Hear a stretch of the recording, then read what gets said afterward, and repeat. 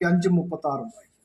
യോഹന്നാൻ 3:35-36 വാക്യങ്ങൾ വായിക്കും. പിതാവ് പുത്രനെ ഇരിക്കുന്നു, സകലവും അവന്റെ കയ്യിൽ കൊടുത്തുമിരിക്കുന്നു. പുത്രനിൽ വിശ്വസിക്കുന്നവന് നിത്യജീവനുണ്ട്. പുത്രനെ അനുസരിക്കാത്തവന് ജീവനെ കാണുകയില്ല. ദൈവക്രോധം അവന്റെ മേൽ വസിക്കുന്നതേ ഉള്ളൂ. മതി. പ്രത്യേകിച്ച് ഒരു വിശദീകരണവും ആവശ്യമില്ലാത്ത വളരെ സ്ഫുടതയുള്ളതായ വചനഭാഗമാണത്. നമ്മൾ വായിച്ചത് പിതാവ് പുത്രനെ സ്നേഹിക്കുന്നു,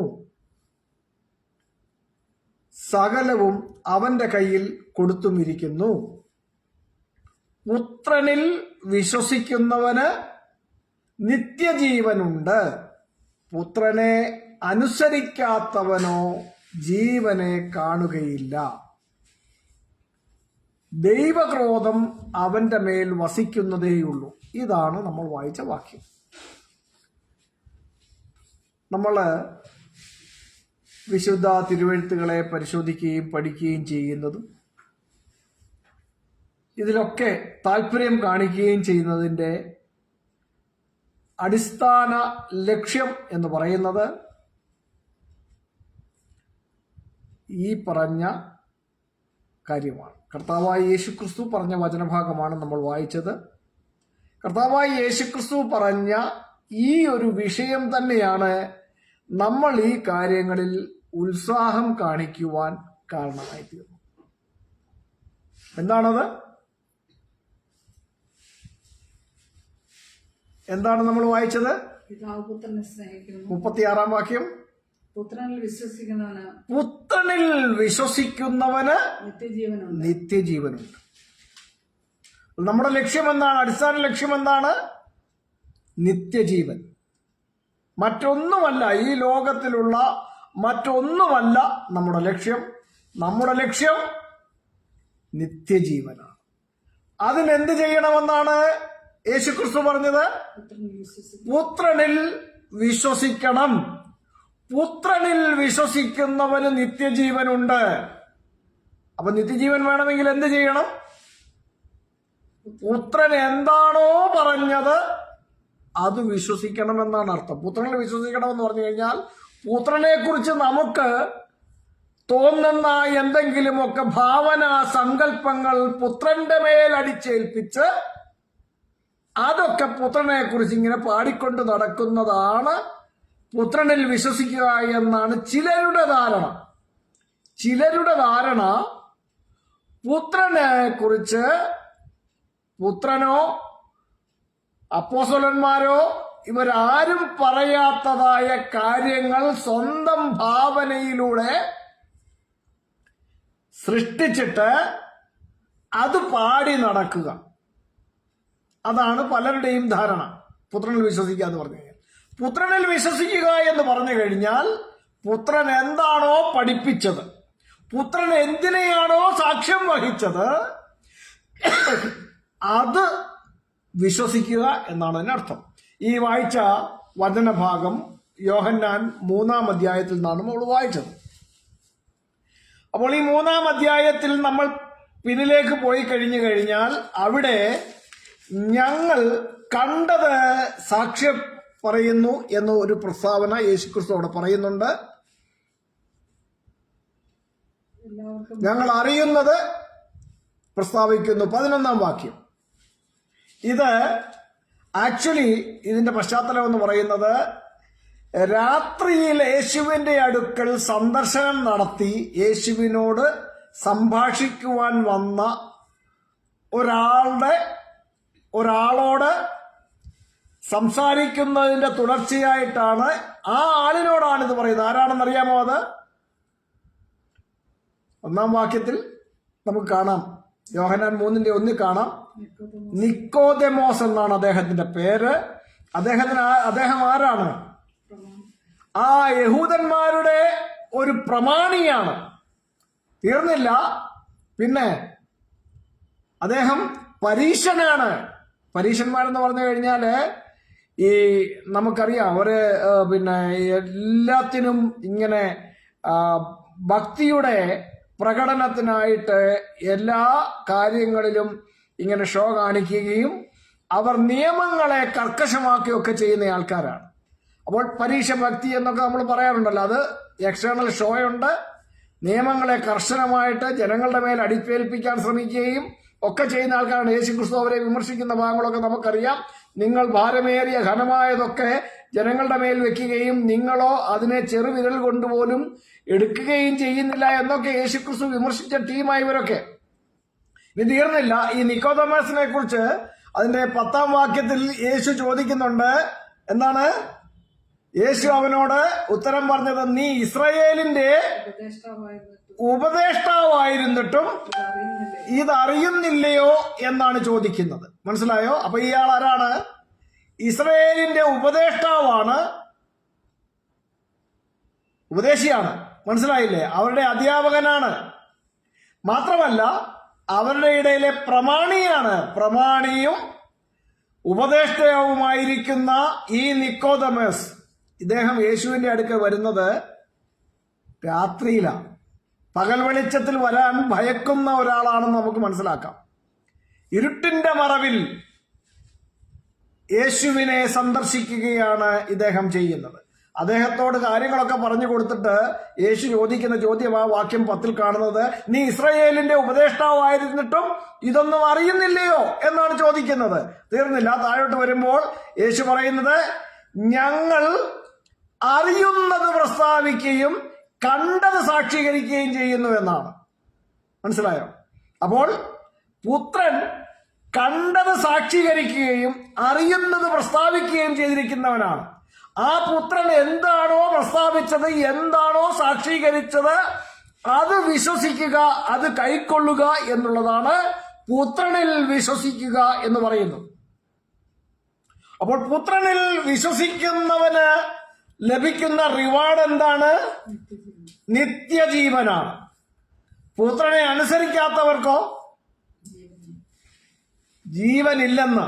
മനസ്സിലായില്ലേ? ജീവനില്ല. ദൈവക്രോധം അവരുടെ മേൽ വസിക്കുന്നു, അവരുടെ മേൽ ഇരിക്കുന്നതേയുള്ളൂ.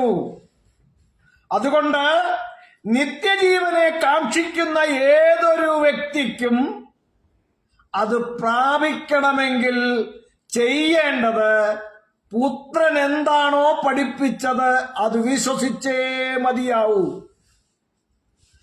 അതിനു വിപരീതമായ ഉപദേശം ആര് പഠിപ്പിച്ചാലും ആര് ഹോൾഡ് ചെയ്താലും അവന് ജീവനില്ല. അനുസരണക്കേടിന്റെ ആത്മാവിനാൽ നയിക്കപ്പെടുന്ന ജീവനില്ലാത്തവനാണ് പുത്രനെ അനുസരിക്കാത്തവനെന്ന് വളരെ വെടിപ്പായി കർത്താവായ യേശുക്രിസ്തു പറഞ്ഞു വെക്കുന്നതാണ് നമ്മളിവിടെ കാണുന്നത്.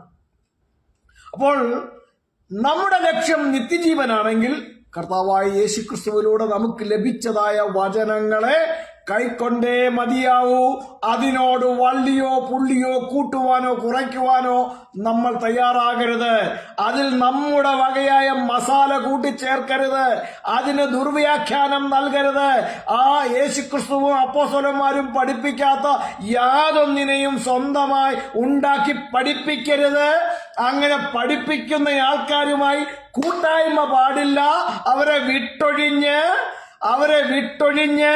അവരിൽ നിന്ന് അകന്ന് ജീവിക്കേണ്ടത് വളരെ ആവശ്യമാണ് എന്ന് കർത്താവായ യേശുക്രിസ്തുവിന്റെ അധ്യാപനങ്ങൾ നമ്മെ വളരെ വെടിപ്പായി പഠിപ്പിക്കുന്നുണ്ട്. Praise God.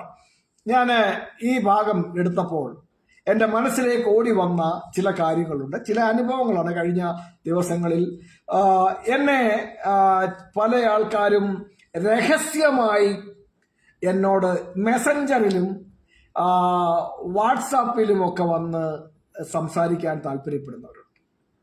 ഇവരാരും പരസ്യമായി വന്ന് ഈ വിഷയങ്ങൾ സംസാരിക്കാൻ തയ്യാറാണ്.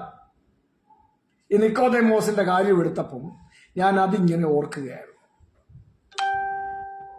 പരസ്യമായി സംസാരിക്കാൻ ഇവർക്ക് എന്തുകൊണ്ട് കഴിയുന്നില്ല? നിക്കോദെമോസ് എന്തുകൊണ്ടാണ് രാത്രിയിൽ യേശുവിന്റെ അടുക്കൽ വന്നത്? പകൽ വെളിച്ചത്തിൽ ജനങ്ങൾ കാണെ യേശുവിനോട് കാര്യങ്ങൾ ചോദിച്ചറിയുവാൻ ഇയാൾ ഭയക്കുന്നത് കൊണ്ടല്ലേ രാത്രിയുടെ മറവിൽ ഇദ്ദേഹം യേശുവിന്റെ അടുക്കൽ വന്നത്? അതുപോലെ രാവിന്റെ മറവിൽ, അല്ലെങ്കിൽ രാവെന്ന് ഞാൻ പറയുന്നത് മറ്റാരും അറിയാതെ രഹസ്യത്തിൽ വരുന്നവർ. ഇനി അതുപോലെ തന്നെ സ്വന്തം ഐഡന്റിറ്റി വെളിപ്പെടുത്താതെ ഫേക്ക് ഐഡിയിൽ വന്ന് ചർച്ച ചെയ്യാൻ താല്പര്യം കാണിക്കുന്നു. ഞാൻ അങ്ങനെയുള്ളവരെ നിരുത്സാഹപ്പെടുത്തും. 1-2 കമന്റിന് മറുപടി കൊടുക്കും. മുന്നോട്ട് പോകുമ്പോൾ ഞാൻ എന്തിനാണ് ഈ ആരാണെന്നറിയാത്ത ഒരുവനോട് സംസാരിക്കാൻ പോകുന്നത്? ഞാൻ ഐഡന്റിറ്റി ഇല്ലാത്തവരെ അങ്ങ് ഇഗ്നോർ ചെയ്യും. അവരോട് പറയും, നിങ്ങൾ ആരാണെന്ന് വെളിപ്പെടുത്തിയിട്ട് വരൂ, നമുക്ക് സംസാരിക്കാം. സംസാരിക്കാനും ചോദ്യങ്ങൾക്കും ഉത്തരങ്ങൾക്കും ഒന്നും നമുക്കൊരു മടിയുമില്ല. ബൈബിൾ അധിഷ്ഠിത വിഷയങ്ങൾ നമ്മൾ സംസാരിക്കുമ്പോൾ അതിന് ഒരു മറവും വേണ്ടെന്നേ, പരസ്യമായി സംസാരിക്കാൻ തയ്യാറാകുക. ഈ പറഞ്ഞതുപോലെ നിക്കോദെമോസിനെ പോലെ ഉപദേഷ്ടാവായിരിക്കുന്ന ഒരാള് കഴിഞ്ഞ ദിവസം എന്നോട് സംസാരിക്കാൻ വന്നു. അദ്ദേഹം പരസ്യമായി വന്നില്ല. അദ്ദേഹത്തിന്റെ ഒരു പോസ്റ്റ്, ഒരു വീഡിയോ കണ്ടിട്ട് ഞാൻ ഒരിക്കൽ എടുത്ത് അതിനെ പരസ്യമായി ചോദ്യം ചെയ്തതാണ്. എന്നാലും അദ്ദേഹം പരസ്യമായി വരാൻ തയ്യാറല്ല. രഹസ്യത്തിൽ അദ്ദേഹത്തിന് ചർച്ച ചെയ്യണം. അദ്ദേഹം കഴിഞ്ഞ ദിവസം എന്നെ സമീപിച്ചപ്പോൾ അദ്ദേഹം പറഞ്ഞത് തൃത്വത്തെക്കുറിച്ച് ചില കാര്യങ്ങൾ സംസാരിക്കാനാണ്, ചോദിക്കാനാണ് എന്ന് പറഞ്ഞു. എന്നിട്ട് അദ്ദേഹം പരസ്യമായിട്ടല്ല, രഹസ്യത്തിലാണ് വരുന്നത്. ഉൽപ്പത്തി പുസ്തകം 1-ാം അധ്യായത്തിന്റെ 26-ാം വാക്യത്തിൽ എന്തോ ഉണ്ട് എന്ന് സ്ഥാപിക്കാനാണ് അദ്ദേഹം ശ്രമം നടത്തിയത്. ഉൽപ്പത്തി പുസ്തകം 1-26 എന്താണെന്നറിയാമോ? ഇത് വായിച്ച ആ വാക്യം നമുക്കൊക്കെ അറിയാം, എങ്കിലും നമ്മൾ ഒന്നുകൂടി ചിന്തിക്കുകയാണ്. ഉൽപ്പത്തി 1-26.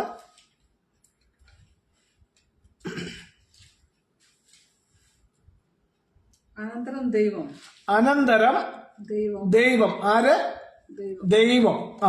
നാം നമ്മുടെ സ്വരൂപത്തിൽ നമ്മുടെ സാദൃശ്യപ്രകാരം മനുഷ്യനെ ഉണ്ടാക്കുക.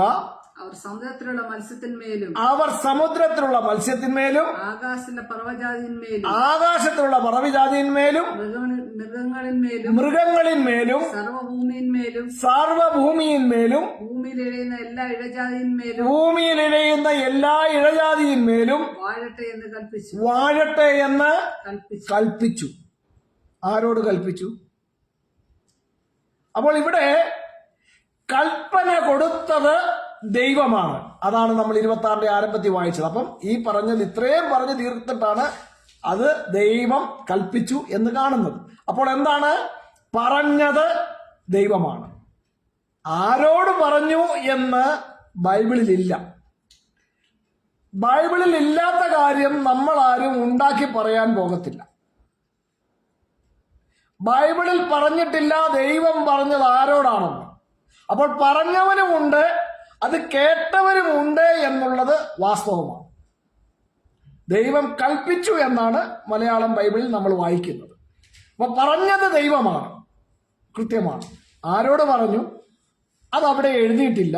ബൈബിളിൽ എവിടെയും പറഞ്ഞിട്ടില്ല ആരോടാണ് പറഞ്ഞു എന്നുള്ളത്. അതുകൊണ്ട് ആരോട് പറഞ്ഞു എന്ന് പറഞ്ഞിട്ടില്ലാത്തടത്തോളം അത് കേട്ടവർ ഇന്നാരിന്നാരാണ് എന്ന് 2 പേരാണോ 3 പേരാണോ ഒരാളാണോ ഇതൊന്നും പറയാൻ നമ്മൾ ബാധ്യസ്ഥത ഉള്ളവരല്ല. ബൈബിളിൽ പറഞ്ഞിരിക്കുന്നത് ദൈവമാണ് പറഞ്ഞതെന്നാണ്. അപ്പോൾ തുടർന്ന് നമ്മൾ താഴോട്ട് വരുമ്പോൾ 27-ാം വാക്യത്തിൽ വരുമ്പോൾ ദൈവം തന്റെ സ്വരൂപത്തിൽ മനുഷ്യനെ സൃഷ്ടിച്ചു. ഇവിടെ കേൾക്കണേ. അപ്പൊ 26-ാം വാക്യമാണ് ഈ പറഞ്ഞ സാർ എടുത്തുകൊണ്ട് വന്നത്. അദ്ദേഹം അവിടെ നാം നമ്മുടെ എന്നൊക്കെ പറഞ്ഞിട്ടുണ്ടല്ലോ. അപ്പോൾ അവിടെ ബഹുവചന രൂപത്തിലാണ് പറഞ്ഞത്. അപ്പൊ ഇദ്ദേഹം 27-ാം വാക്യത്തിൽ വന്നപ്പം ഈ ബഹുവചന രൂപത്തിൽ പറഞ്ഞിരിക്കുന്ന ആ ഗ്രൂപ്പ് ഏകവചനമായി എന്നാണ് അദ്ദേഹത്തിന്റെ വ്യാഖ്യാനം. മനസ്സിലായില്ലേ? 26-ാം വാക്യത്തിൽ ദൈവം എന്ന് പറയുന്നത് ഒരു ഗ്രൂപ്പാണ് എന്നാണ് അദ്ദേഹത്തിന്റെ ഭാഷ്യം. ദൈവത്തിൽ തന്നെയുള്ള ചില ആളുകളോട് പറഞ്ഞതാണെന്നൊക്കെയാണ് അദ്ദേഹത്തിന്റെ ഭാഷ്യം. എവിടെയാ എഴുതിയിരിക്കുന്നത്? ബൈബിളിൽ അങ്ങനെ എഴുതിയിട്ടില്ല. പറഞ്ഞത് ദൈവമാണ്. ആരോട് പറഞ്ഞു എന്ന് ബൈബിളിൽ എഴുതിയിട്ടില്ല. ആരോടോ പറഞ്ഞു എന്നുള്ളത് ആ ലാംഗ്വേജിൽ നിന്നും ആ പറഞ്ഞിരിക്കുന്ന ഭാഗത്ത് നിന്നും വ്യക്തമാണ്. കൽപ്പന കൊടുത്തതായിട്ടാണ് കാണുന്നത്. എന്നിട്ട് 27-ാം വാക്യം വന്നപ്പോൾ അവിടെ ദൈവം ആര് 26-ാം വാക്യത്തിൽ സംസാരിച്ചവൻ ആരാണോ അവൻ എന്ത് ചെയ്തു എന്നാണ് വായിക്കുന്നത്? തന്റെ സ്വരൂപത്തിൽ മനുഷ്യനെ എത്ര പേരുണ്ട്? ഒരാളേ ഉള്ളൂ. സൃഷ്ടാവ് എത്ര പേരുണ്ട്? ഒരാളേ ഉള്ളൂ. ദൈവം തന്റെ സ്വരൂപത്തിൽ, അല്ലാതെ ദൈവം അവരുടെ സ്വരൂപത്തിൽ എന്നല്ല. ദൈവം അവരുടെ സ്വരൂപത്തിൽ അവരുടെ സാദൃശ്യപ്രകാരം മനുഷ്യനെ ഉണ്ടാക്കി എന്നല്ല എഴുതിയിരിക്കുന്നത്. തന്റെ സ്വരൂപത്തിൽ തന്റെ സാദൃശ്യപ്രകാരം മനുഷ്യനെ ഉണ്ടാക്കി. അപ്പോൾ ഒരേ ഒരുവൻ മാത്രമാണ് സൃഷ്ടാവായ ദൈവമെന്നും ആ ദൈവമാണ് അവിടെ 26-ാം വാക്യത്തിൽ സംസാരിച്ചതെന്നും വളരെ വ്യക്തമാണ്. ഇനി ഈ ബൈബിൾ നമ്മൾ ആദ്യോടന്തം പരിശോധിച്ചാൽ ദൈവത്തിൽ ഒന്നിലധികം ആളുകളുണ്ട് അല്ലെങ്കിൽ വ്യക്തികളുണ്ട് എന്ന് ഒരു വാക്യത്തിൽ പോലും പറഞ്ഞിട്ടില്ല. പക്ഷേ എൻ്റെ അടുത്ത് രഹസ്യത്തിൽ വന്ന ഉപദേഷ്ടാവ് പറയുന്നത് ദൈവത്തിൽ ഒന്നിലധികം വ്യക്തികളുണ്ടെന്നാണ്. ഞാൻ പറഞ്ഞ ആ വാക്യം കാണിച്ചോ? ദൈവത്തിൽ ഒന്നിലധികം വ്യക്തികളുണ്ടെന്ന് വാക്യം കാണിച്ചോ? വാക്യം കാണിച്ചാൽ പിന്നെ അത് സ്വീകരിക്കുന്ന കാര്യത്തിൽ നമുക്ക് യാതൊരു മടിയില്ല. ബൈബിളിൽ സുവ്യക്തമായ തെളിവോട് എഴുതിയിരിക്കുന്ന എന്തിനേയും നമ്മൾ നിഷേധിക്കത്തില്ല. നമ്മളത് കൈക്കൊള്ളാൻ ബാധ്യസ്ഥരാണ്. അപ്പോൾ ദൈവത്തിൽ ഒന്നിലധികം വ്യക്തികൾ ഉണ്ടെന്ന് എഴുതിയിട്ടുണ്ട്. വാക്യം കാണിക്ക്. 26-ാം വാക്യത്തിൽ പറഞ്ഞിരിക്കുന്ന നാം നമ്മുടെ എന്ന് പറയുന്ന ആ ഗ്രൂപ്പ് 27-ാം വാക്യത്തിൽ വന്നപ്പോൾ ഏകവചനമായി എന്ന് ബൈബിളിൽ എവിടെയെങ്കിലും എഴുതിയിട്ടുണ്ടോ?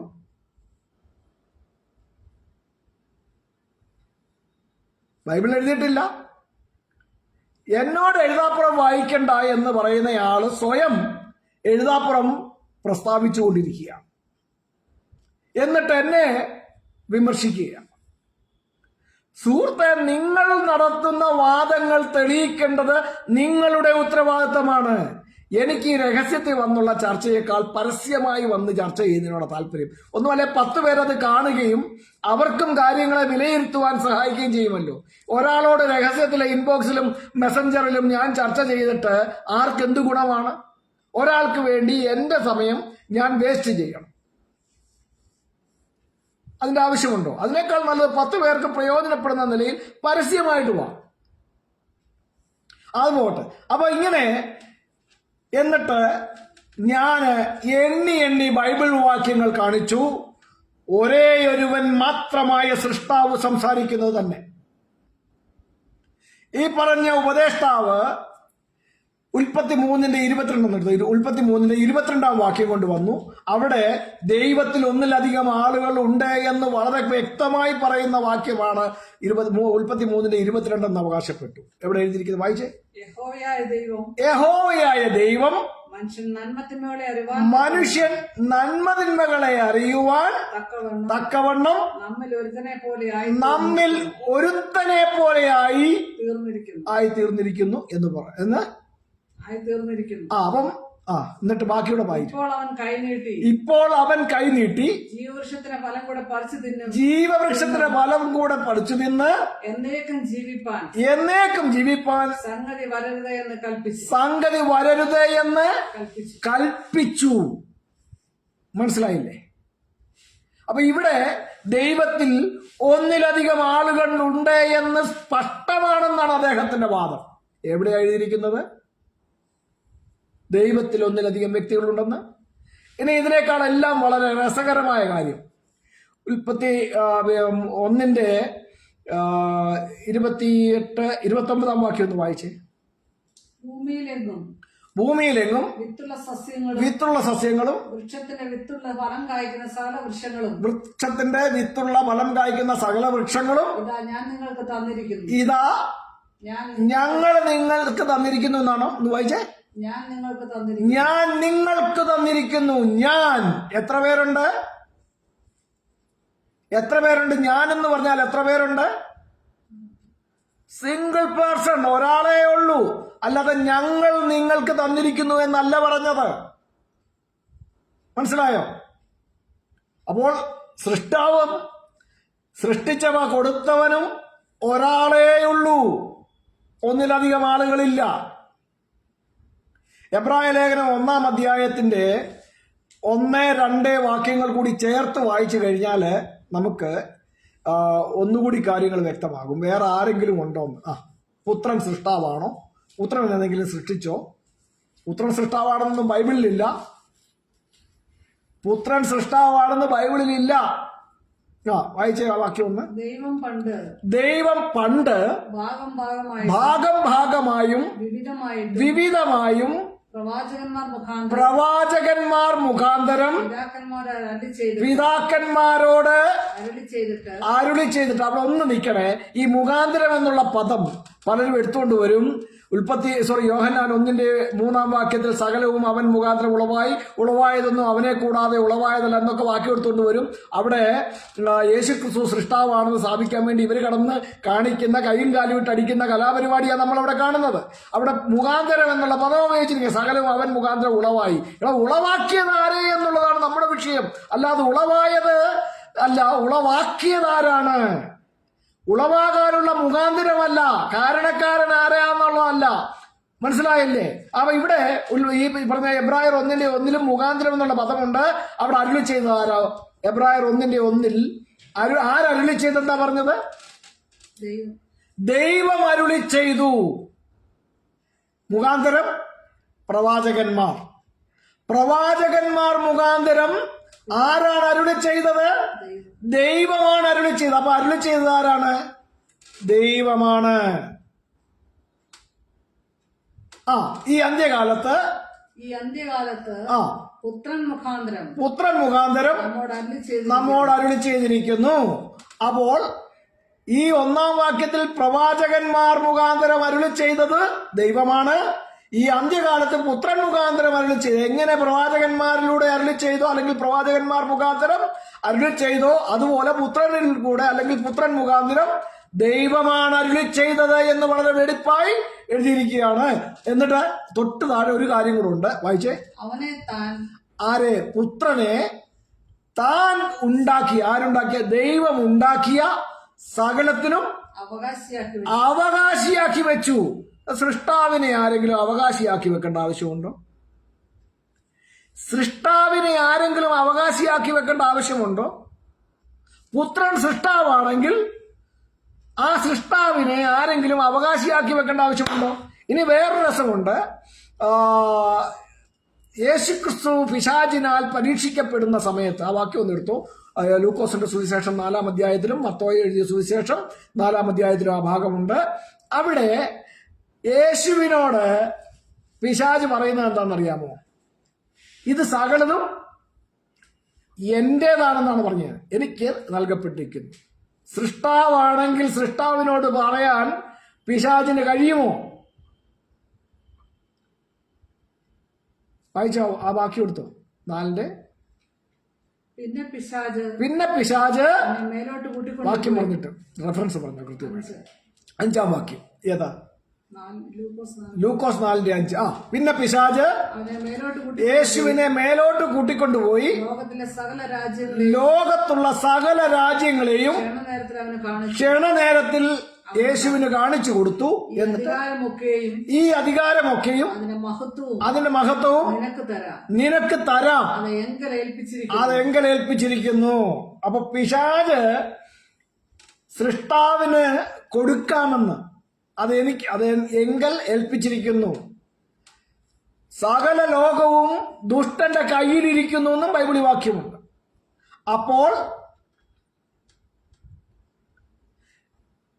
സൃഷ്ടാവാണെങ്കിൽ സൃഷ്ടാവിനോട് ഞാൻ അങ്ങ് നിനക്ക് തരാം, ഇതൊക്കെ എന്റേതാണെന്ന് പറയാൻ പിശാചിന് കഴിയുമോ? കഴിയത്തില്ല.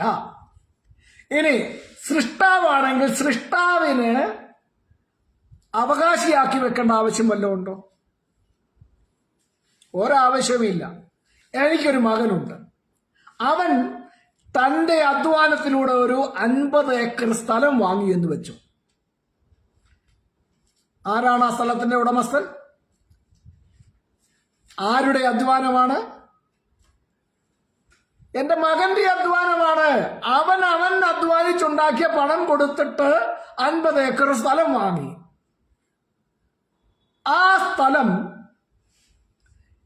ആ സ്ഥലത്തിന് ഞാൻ അവനെ അവകാശിയാക്കി വെക്കേണ്ട ആവശ്യം വല്ലതും ഉണ്ടോ? എന്റെ പ്രോപ്പർട്ടി ആണെങ്കിൽ, ഞാൻ വാങ്ങിച്ച എന്റെ പേരിലുള്ള എന്റെ വസ്തുവാണെങ്കിൽ ഞാൻ അവനെ അവകാശിയാക്കി വെക്കണം. അല്ലെങ്കിൽ എന്റെ മരണശേഷം അവനത് കിട്ടും.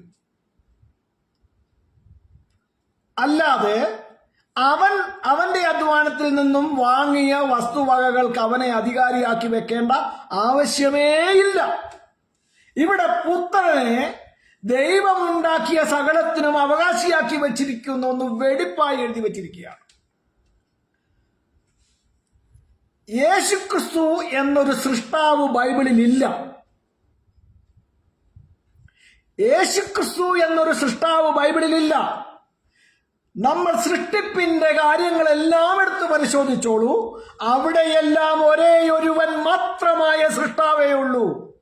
യെശയ്യാ പ്രവാചകന്റെ പുസ്തകം 45 അധ്യായം അതിന്റെ 12 വാക്യം. യെശയ്യാ പ്രവാചകന്റെ പുസ്തകം 45 അധ്യായം 12 വാക്യം വായിച്ചോ. ഞാൻ ഭൂമിയെ ഉണ്ടാക്കി അതിൽ മനുഷ്യനെയും സൃഷ്ടിച്ചു. ആരാണ്? എത്ര പേരാണ് ഞങ്ങൾ ഭൂമിയെ ഉണ്ടാക്കി അതിൽ മനുഷ്യനെയും സൃഷ്ടിച്ചു എന്നാണോ, അതോ ഞാൻ ഭൂമിയെ ഉണ്ടാക്കി അതിൽ മനുഷ്യനെ സൃഷ്ടിച്ചു എന്നാണോ എഴുതിയിരിക്കുന്നത്? ഞാൻ സിംഗിൾ പേഴ്സൺ, ഒരേ ഒരു വ്യക്തി മാത്രമാണ് മനുഷ്യനെ സൃഷ്ടിച്ചതിലെ സൃഷ്ടാവ് എന്ന് വ്യക്തമാണ്. ഇത് പറയുന്നത് ആരാണെന്നറിയാമോ? 45-ന്റെ 5 മുതൽ 7 വരെയുള്ള വാക്യങ്ങൾ വായിച്ചോ. ഞാൻ യഹോവയാകുന്നു, ഞങ്ങൾ യഹോവയാകുന്നു എന്ന് ബൈബിളിൽ വാക്യമില്ല.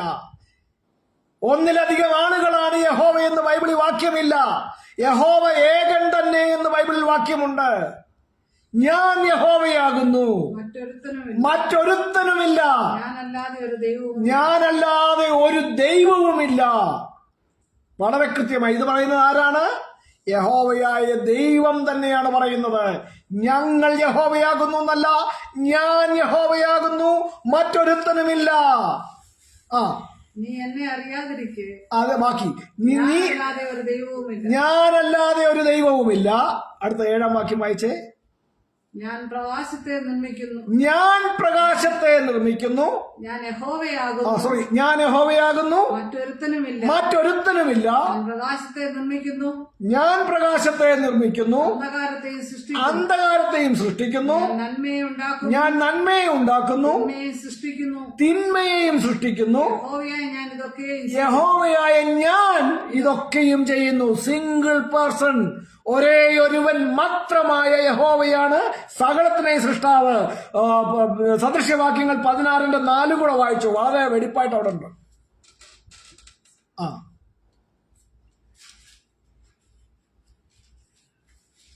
സദൃശ്യവാക്യങ്ങൾ 16-ന്റെ 4. യഹോവ സകലത്തെയും തന്റെ ഉദ്ദേശത്തിനായി ഉണ്ടാക്കിയിരിക്കുന്നു. ആരാ ഉണ്ടാക്കിയത്? യഹോവയാണ് സകലത്തെയും ഉണ്ടാക്കിയിരിക്കുന്നത് തന്റെ ഉദ്ദേശത്തിനായി. അനർത്ഥ ദിവസത്തിനായി ദുഷ്ടനെയും കൂടെ. ഇതാണ് ആ വാക്യം. അപ്പോൾ അവിടെയും ഒരേ ഒരുവൻ മാത്രമായ യഹോവയാണ് സകലത്തെയും തന്റെ ഉദ്ദേശത്തിനായി ഉണ്ടാക്കിയിരിക്കുന്നത് എന്ന് എഴുതിയിരിക്കുന്നു. ഓക്കെ, അപ്പോൾ ഒരേ ഒരുവൻ മാത്രമായ യഹോവയാണ് സകലത്തെയും ഉണ്ടാക്കിയതെങ്കിൽ, സകലത്തിനെയും സൃഷ്ടാവ് ഒരേ ഒരുവൻ മാത്രമാണെങ്കിൽ, പിന്നെ യേശുക്രിസ്തു എന്ന് പറഞ്ഞ ഒരു സൃഷ്ടാവിന് സാധ്യത എവിടെയാണ് സുഹൃത്തെ? ബൈബിളിൽ വാക്യമില്ല യേശുക്രിസ്തു സൃഷ്ടാവാണെന്ന്. യേശുക്രിസ്തു എന്തെങ്കിലും സൃഷ്ടിച്ചു എന്ന് ബൈബിളിൽ വാക്യമില്ല. അപ്പോൾ സകലത്തെയും ഉണ്ടാക്കിയത് ഒരേ ഒരുവൻ മാത്രമായ യഹോവയാണെന്ന് യഹോവ തന്നെ പറയുന്നത് യെശയ്യാ പ്രവാചകന്റെ പുസ്തകം 45 അധ്യായത്തിന്റെ ഈ വാക്യങ്ങളിലൊക്കെ കിടക്കുകയാണ്. യെശയ്യാ 37-ന്റെ 16-20 വാക്യങ്ങൾ കൂടി വായിച്ച് അറിവ് പ്രാപിക്കണം. ഇതൊക്കെ വായിച്ചിട്ട് അറിവ് പ്രാപിക്കണം. ഇവിടെ യെശയ്യാ 45:7 വാക്യത്തിൽ പറയുന്നത്, സൂര്യോദയത്തിലും അസ്തമാനത്തിലുമുള്ളവർ ഞാനല്ലാതെ മറ്റൊരുത്തനുമില്ല എന്ന് അറിയേണ്ടതിന് തന്നെ. ഈ അറിവില്ലാത്തവർ ഇങ്ങനെ പലതും പറയുമ്പോൾ യഹോവയായ ദൈവം പറയാണ്, സൂര്യോദയത്തിലും അസ്തമാനത്തിലുമുള്ളവർ ഞാനല്ലാതെ മറ്റൊരുത്തനുമില്ല എന്നറിയേണ്ടതിനു തന്നെ. ഞങ്ങളല്ലാതെ മറ്റൊരുത്തനുമില്ല എന്നല്ല, ഞാനല്ലാതെ മറ്റൊരുത്തനുമില്ല എന്നാണ് യഹോവയായ ദൈവം വളരെ കൃത്യമായി പറഞ്ഞു തന്നിരിക്കുന്നത്. ഇതിന്റെ യെശയ്യാ 37:16-20 വാക്യങ്ങൾ. ഇസ്രായേലിന്റെ ദൈവമായി കെരൂബുകളുടെ മീതെ അധിവസിക്കുന്നവനായ സൈന്യങ്ങളുടെ യഹോവേ, നീ ഒരുത്തൻ മാത്രം ഭൂമിയിലെ സകല രാജ്യങ്ങൾക്കും ദൈവമാകുന്നു. യഹോവ എത്ര പേരുണ്ടെന്നാണ്? ഒരുത്തൻ മാത്രം. 20 വാക്യം. ഇപ്പോഴോ ഞങ്ങളുടെ ദൈവമായ യഹോവേ, നീ ഒരുത്തൻ മാത്രം യഹോവ എന്ന് ഭൂമിയിലെ സകല രാജ്യങ്ങളും അറിയേണ്ടതിന്. മനസ്സിലായോ? ഭൂമിയിലെ സകല രാജ്യങ്ങളും അറിയണം, നീ ഒരുത്തൻ മാത്രം യഹോവയെന്ന്. ഒന്നിലധികം ആളുകളൊന്നുമില്ല. ദൈവത്തിൽ ഒന്നിലധികം ആളുകളില്ല. യഹോവ ഒന്നിലധികം ആളുകളുമല്ല, ഒരുത്തൻ മാത്രമെന്ന് വിശുദ്ധ വേദപുസ്തകത്തിൽ വളരെ വെടിപ്പായി രേഖപ്പെടുത്തിയിരിക്കുകയാണ്. ഈ അറിവില്ലാത്തവര് സ്വന്തം വ്യാഖ്യാനങ്ങളിലൂടെ ദൈവിക പദ്ധതികളെ മറിച്ചു കളയുവാനും തകർത്ത് കളയുവാനും ശ്രമിക്കുന്നതാണ് നമ്മൾ കണ്ടുകൊണ്ടിരിക്കുന്നത്. ഇതൊന്നും ഇവരെടുക്കത്തില്ല, ഇതൊന്നും ഇവർ വായിക്കത്തില്ല. ബൈബിളിൽ ഇല്ലാത്ത കാര്യങ്ങൾ ചുമ്മാതെ ഏതെങ്കിലും വാക്യത്തെ ദുർവ്യാഖ്യാനം ചെയ്തുകൊണ്ടുണ്ടാക്കാൻ ശ്രമിക്കും. നമ്മൾ പുതിയ നിയമത്തിലേക്ക് വരികയാണ്. അവിടെ സകലത്തിന്റെയും സൃഷ്ടാവ് ആരാണെന്നും യേശുക്രിസ്തു ആ സൃഷ്ടാവിന്റെ ആരാണെന്നും യേശുവിനോട് കൂടെ നടന്ന അപ്പോസ്തലന്മാരും 1-ാം നൂറ്റാണ്ടിലെ സഭയും പറഞ്ഞത് വെടിപ്പായി കിടപ്പുണ്ട്. യേശുക്രിസ്തു സൃഷ്ടാവ് അല്ല എന്ന് വാക്യം വേണ്ട.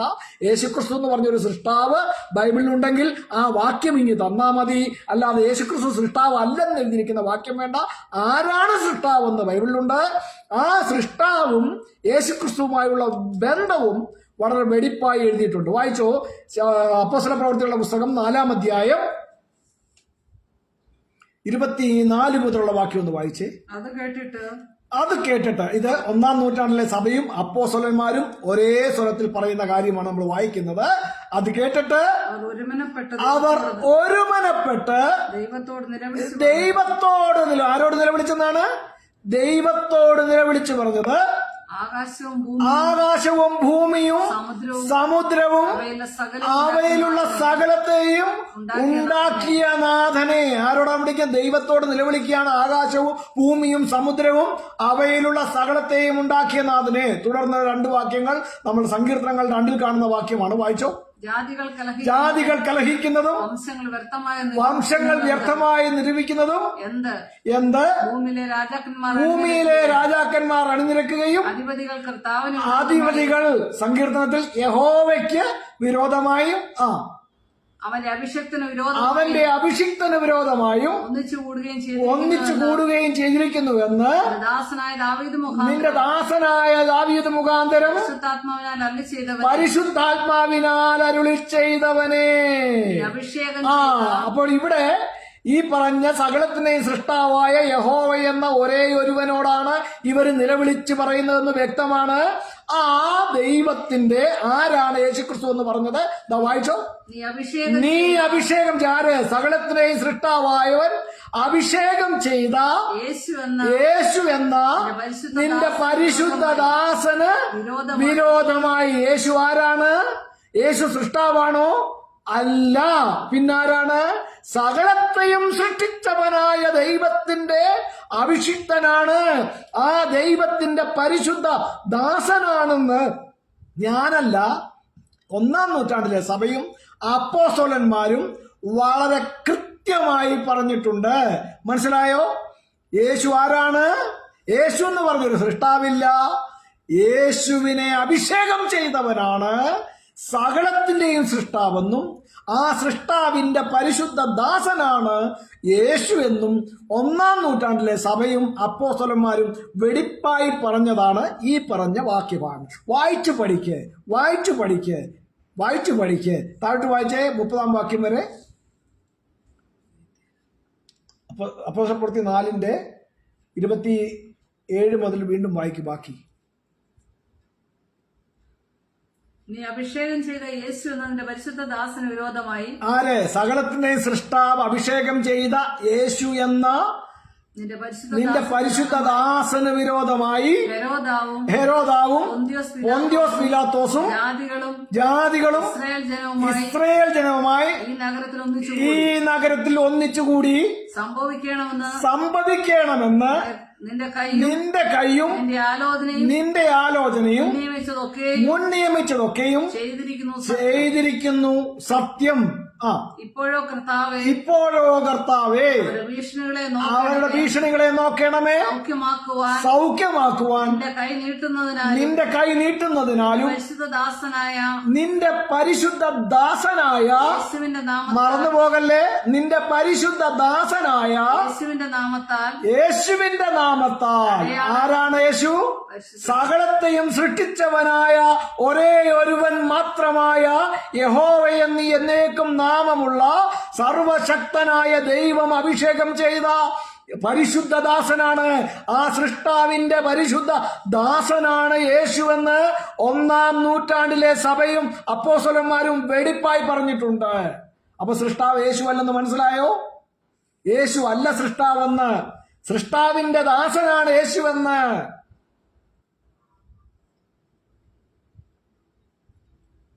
മനസ്സിലായോ? ബൈബിളിലെ വാക്യമാണ്. അപ്പോസ്തലപ്രവൃത്തി 4-ാം അധ്യായം 24 മുതൽ 30 വരെയുള്ള വാക്യങ്ങൾ. യേശുക്രിസ്തു മഹാദൈവമാണെന്നൊക്കെ ചിലരിങ്ങനെ പറഞ്ഞുകൊണ്ടുവരും. ബൈബിളിലില്ല, പരിഭാഷയിലുണ്ട്. സത്യവേദ പുസ്തകം എന്ന് പറയുന്ന പരിഭാഷയിൽ. എന്നാൽ POC പരിഭാഷ എടുത്ത് വായിക്കണം. തീത്തോസിന് എഴുതിയ ലേഖനം 2-ാം അധ്യായത്തിന്റെ 13-ാം വാക്യം. POC കത്തോലിക്ക സഭ ഇറക്കിയ പരിഭാഷയാണ് POC. വായിക്കുക. അവിടെ എഴുതിയിരിക്കുന്നത്, അതേസമയം മഹോന്നതനായ ദൈവത്തിന്റെയും നമ്മുടെ രക്ഷകനായ യേശുക്രിസ്തുവിന്റെയും മഹത്വം പ്രത്യക്ഷമാകുമ്പോൾ കൈവരാൻ പോകുന്ന അനുഗ്രഹപൂർണമായ പ്രത്യാശയ്ക്കായും കാത്തുകൊണ്ടും എന്നാണ് അവിടെ എഴുതിയിരിക്കുന്നത്. അവിടെ 2 പേരെ കുറിച്ചാണ് പറഞ്ഞിരിക്കുന്നത്. മഹോന്നതനായ ദൈവത്തിന്റെയും നമ്മുടെ രക്ഷിതാവായ യേശുക്രിസ്തുവിന്റെയും എന്നിങ്ങനെ 2 പേരുടെ മഹത്വത്തെ കുറിച്ചാണ് അവിടെ പറഞ്ഞിരിക്കുന്നത്. ഗ്രീക്കിൽ വായിക്കുന്നത് ഇങ്ങനെയാണ്: പ്രോസ് ഡിക്കോമിനൈറ്റേൻ മക്കാറിയാൻ എൽപിഡ കൈ എപ്പിപ്പാനിയാൻ ടെസ് ഡോക്സൈ സ്റ്റോ മെഗാലോതെയോ കൈ സോതിറോസ് ഇമൂൻ യേശുക്രിസ്തോ. 2 പേരെ കുറിച്ചാണ് അവിടെ പറഞ്ഞിരിക്കുന്നത്. യേശുക്രിസ്തുവിന്റെ വരവിങ്കൽ ആരുടെയെല്ലാം മഹത്വമുണ്ടെന്ന് യേശുക്രിസ്തു പറഞ്ഞത് ലൂക്കോസ് എഴുതിയ സുവിശേഷം 9-ാം അധ്യായത്തിന്റെ 26-ാം വാക്യമുണ്ട്. ഇതിനോട് ചേർത്ത് അതുകൂടെ വായിച്ചാൽ മതി, വളരെ കൃത്യമാണ്. ലൂക്കോസ് 9:26. ആരെങ്കിലും എന്നെയും എന്റെ വചനത്തെയും കുറിച്ച് നാണിച്ചാൽ അവനെ കുറിച്ച് മനുഷ്യപുത്രൻ തന്റെയും പിതാവിന്റെയും വിശുദ്ധ ദൂതന്മാരുടെയും മഹത്വത്തിൽ വരുമ്പോൾ നാണിക്കും. പൗലോസ് കാത്തിരിക്കുന്ന യേശുക്രിസ്തുവിന്റെ വരവിങ്കൽ ആരുടെയെല്ലാം മഹത്വമുണ്ട്? പുത്രന്റെ മഹത്വമുണ്ട്, പിതാവിന്റെ മഹത്വമുണ്ട്, അസംഖ്യം വിശുദ്ധ ദൂതന്മാരുടെയും മഹത്വമുണ്ട്. അതാണ് തീത്തോസ് 2:13 പറഞ്ഞിരിക്കുന്നത്. പ്രോസ് ഡെക്കോമെനയുട്ടേൻ മക്കാറിയാൻ എൽപിഡാക്കായി എപ്പിപ്പാനിയാൻ ടെസ് ഡോക്സൈസ്റ്റോ മെഗാലോതെയോ കായ് സോതിറോസ് ഈമോനിസു ക്രിസ്തോ. മഹോന്നതനായ ദൈവത്തിന്റെയും നമ്മുടെ രക്ഷിതാവായ യേശുക്രിസ്തുവിന്റെയും മഹത്വം പ്രത്യക്ഷമാകുമ്പോൾ കൈവരാൻ പോകുന്ന അനുഗ്രഹപൂർണമായ പ്രത്യാശയെ കാത്തിരിക്കുന്നവനാണ് പൗലോസ്. മനസ്സിലായോ? ആകയാൽ എന്റെ പ്രിയരെ, പുത്രനിൽ വിശ്വസിക്കുന്നവന് നിത്യജീവനുണ്ട്, പുത്രനെ അനുസരിക്കാത്തവന് ജീവനില്ല. യോഹന്നാൻ 3:36. ദൈവത്തെക്കുറിച്ച് പുത്രൻ പറഞ്ഞിരിക്കുന്നത് യേശുക്രിസ്തുവിനെ അയച്ചവനാണ് ഓൺലി ട്രൂ ഗോഡ് എന്നാണ്. യേശുക്രിസ്തു ആരാണ്? ആ ഓൺലി ട്രൂ ഗോഡിനാൽ അയക്കപ്പെട്ടവനാണ്. ഒരേ ഒരു സത്യദൈവം യേശുക്രിസ്തുവിനെ അയച്ചവനാണെന്നും യേശുക്രിസ്തു ആ സത്യദൈവത്താൽ അയക്കപ്പെട്ടവനാണെന്നും പുത്രൻ വന്ന് അറിയിച്ചു തന്നിട്ടും ഈ വിവേകം പ്രാപിക്കാത്ത, ഈ അറിവ് പ്രാപിക്കാത്തവർ അറിവ് പ്രാപിക്കൂ, യേശുക്രിസ്തുവിനെ അയച്ചവനാണ് ഒരേ ഒരു സത്യം, വേറൊരുത്തനും യാതൊരു ചാൻസുമില്ല. നിത്യജീവൻ വേണോ? ജീവൻ വേണോ? പുത്രൻ പറഞ്ഞത് കൈക്കൊള്ള്. നിന്റെ സ്വന്തം വികലമായ വ്യാഖ്യാന ഫാക്ടറിയുടെ ഉൽപ്പന്നങ്ങൾ കൊണ്ട് ജനങ്ങളെ വഞ്ചിക്കാൻ ഇറങ്ങരുത്. വിശുദ്ധ തിരുവെഴുത്തിൽ വളരെ കൃത്യമായി പറഞ്ഞിരിക്കുന്നു, യേശുക്രിസ്തുവിനെ അയച്ചവനാണ് ഓൺലി ട്രൂ ഗോഡ്, ഒരേ ഒരു സത്യദൈവം. യേശുക്രിസ്തുവിനെ അയച്ചത് ആരാണ്? പിതാവാണ്. വളരെ കൃത്യമായി 1-ാം വാക്യം മുതൽ വായിക്കണം. യോഹന്നാൻ 17:1 മുതൽ വായിക്കണം. ഇത് സംസാരിച്ചിട്ട് യേശു സ്വർഗത്തേക്ക് നോക്കി പറഞ്ഞത് എന്തെന്നാൽ, ആരോടാ പറഞ്ഞത്? പിതാവിനോട്. പിതാവേ, നാഴിക വന്നിരിക്കുന്നു, നിന്റെ പുത്രൻ നിന്നെ മഹത്വപ്പെടുത്തേണ്ടതിന് പുത്രനെ മഹത്വപ്പെടുത്തണമേ. നീ അവന് കൊടുത്തിട്ടുള്ളവർക്കെല്ലാം നിത്യജീവനെ നൽകേണ്ടതിന് നീ സകല ജഡത്തിന്മേലും അവന് അധികാരം നൽകിയിരിക്കുന്നുവല്ലോ. ഏക സത്യദൈവമായ നിന്നെയും നീ അയച്ചിരിക്കുന്ന യേശുക്രിസ്തുവിനെയും അറിയുന്നത് തന്നെ നിത്യജീവൻ. രണ്ടുപേരാണ്, ഒരാളല്ല. പിതാവും യേശുക്രിസ്തുവും ഒരാളല്ല, രണ്ടു വ്യത്യസ്ത വ്യക്തികളാണ്.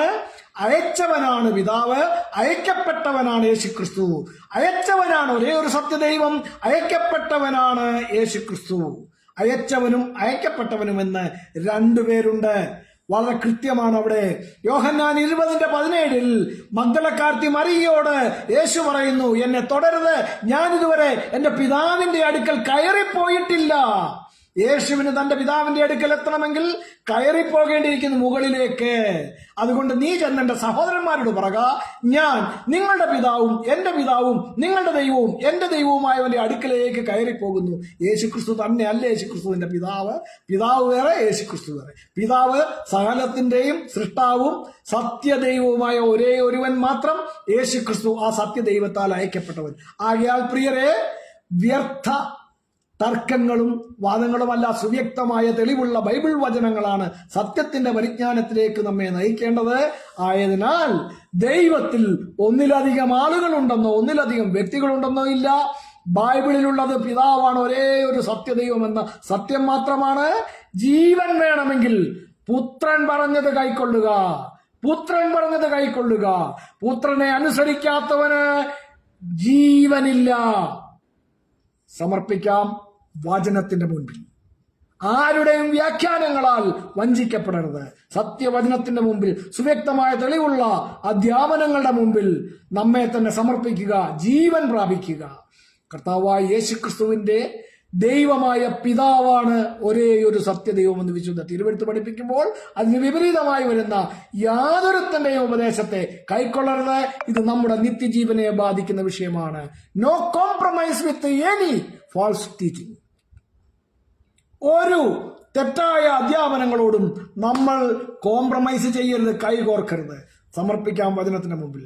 പ്രാർത്ഥനയ്ക്കായി നമ്മുടെ ഹൃദയങ്ങളെ ഏകാഗ്രമാക്കി ദൈവസന്നിധിയിൽ നമ്മൾ പ്രാർത്ഥനയോടെ ആയിരിക്കുമ്പോൾ കേൾക്കപ്പെട്ട വചനങ്ങളുടെ മുമ്പിൽ പ്രിയ തോമസ് കൂട്ടിച്ചായൻ ശബ്ദമുയർത്തി പ്രാർത്ഥിക്കും. Praise God.